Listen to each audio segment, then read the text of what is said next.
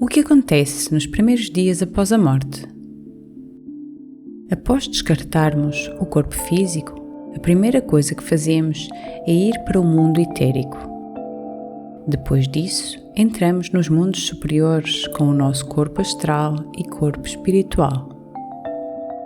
A segunda experiência consiste no facto de o homem experimentar um sumário de memória da vida, de que todas as experiências ocorrem em memória global. Em geral, a duração deste estado pode ser determinado pelo tempo que a pessoa poderia permanecer acordada na sua vida passada sem adormecer. Assumindo que ele tinha o tempo de 48 horas como limite extremo para a duração de permanecer acordado, então, após a sua morte, o sumário de memória dura 48 horas. Esta etapa é como um inquérito sobre a vida.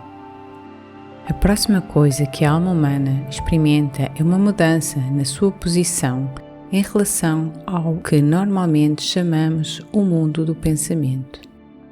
Temos o pensamento na vida de tal forma que dizemos: os pensamentos estão na nossa alma. Quando o homem pôs de lado o seu corpo físico, os pensamentos tornam-se uma realidade externa de uma forma peculiar. Após a morte, os pensamentos rasgam-se de tal forma que todo o mundo dos pensamentos que o homem acumulou entre o nascimento e a morte se torna um mundo objetivo. É como se os pensamentos ganhassem uma vida pendente e se tornassem mais densos, mais vivos, mais comoventes em si mesmos, formando um mundo de entidades, pois se afastam da alma.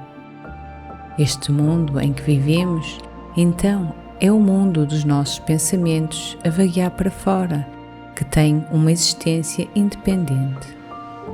Sabemos que depois temos uma espécie de lembrança ao longo de dias, mas o conceito de lembrança não é suficiente como conceito, pois durante alguns dias temos algo como um quadro, como um panorama, tecido de tudo o que experimentamos na vida e acabou de passar. Mas não o experimentamos como uma memória comum que trazemos à memória a tempo da lembrança. A recordação após a morte é tal que, como num panorama, tudo o que passou na vida está simultaneamente à nossa volta em imaginações. Vivemos dias dentro do que experimentado. Em imagens poderosas, ao mesmo tempo o acontecimento que acabamos de viver nos últimos tempos antes da nossa morte e ao mesmo tempo há aquilo que vivemos na infância. Existe um ciclo de vida, uma imagem de vida, que nos apresenta aquilo que de outra forma se seguiu no tempo, numa rede tecida a partir do éter. Tudo aquilo que aí vemos vive no éter. 2, 3, 4 dias após a morte, o homem tem a sensação, na realidade, é constituído por pensamentos, mas estes pensamentos divergem.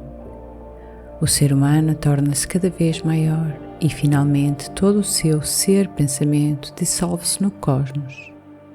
Então, o corpo etérico emerge do corpo astral em que o eu vive e torna-se um cadáver etérico. No entanto, em nenhum homem moderno o corpo etérico é completamente descartado, mas o homem leva consigo um extrato do seu corpo etérico durante todo o tempo seguinte. O fruto da última vida é levado junto ao corpo astral e pelo espírito. Do corpo físico também algo é levado, nomeadamente uma espécie de extrato espiritual deste corpo, a tintura dos místicos medievais.